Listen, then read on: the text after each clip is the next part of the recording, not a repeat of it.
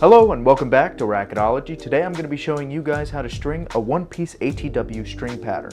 So the point of any type of ATW is to make sure that you're able to start your racket from the top down, even whenever the one piece typically ends at the bottom.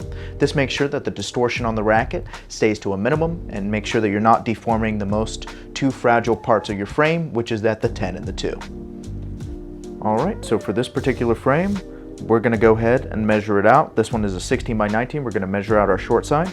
So go ahead and measure out 8 string lengths, plus whatever it takes to make it over the tension head.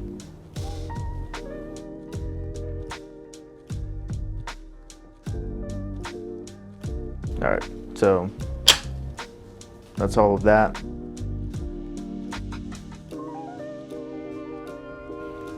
Pull it tight. And you're going to use a starting clamp for right now.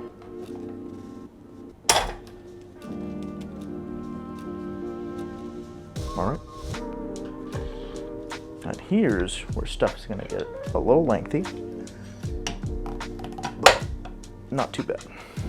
It's just the way you have to do it for a glide bar. So after you finish your last main on your long side, you're going to go ahead and lace it through your bottom cross.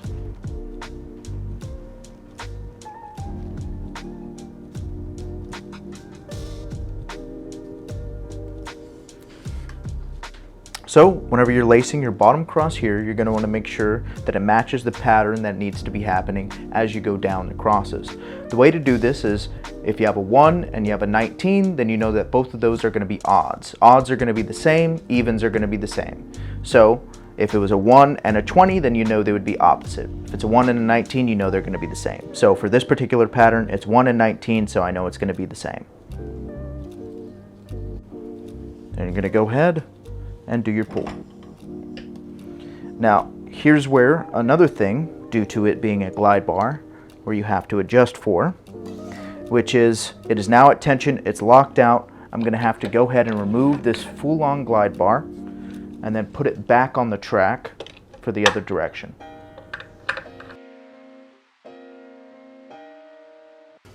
And the same thing for this string right here. So you're gonna pull it. I'm going to have to remove it again, completely off the track, and reinsert it down the other way.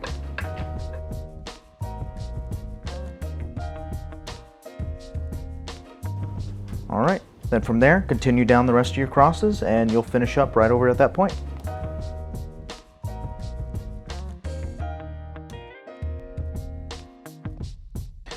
All right, so for the last pull, we're going to go ahead and adjust the tension up about 10%.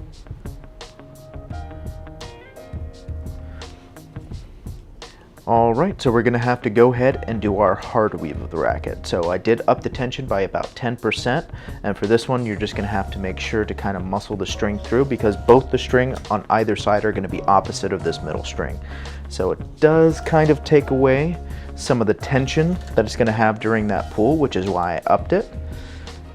It could be a lot of friction on some string, and especially at some different tensions, so make sure to adjust it accordingly so that way that one string isn't completely under tension. All right.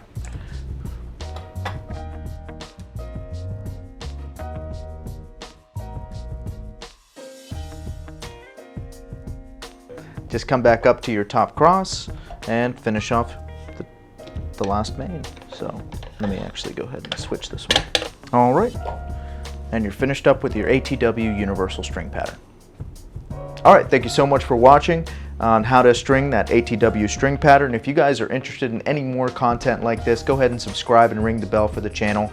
Also, if you're interested in any other work that I might be doing, I'm also doing another project called rackethub.org. You can go ahead and check it out. It's going to be in the link in the description. Anyway, guys, take care and happy hitting.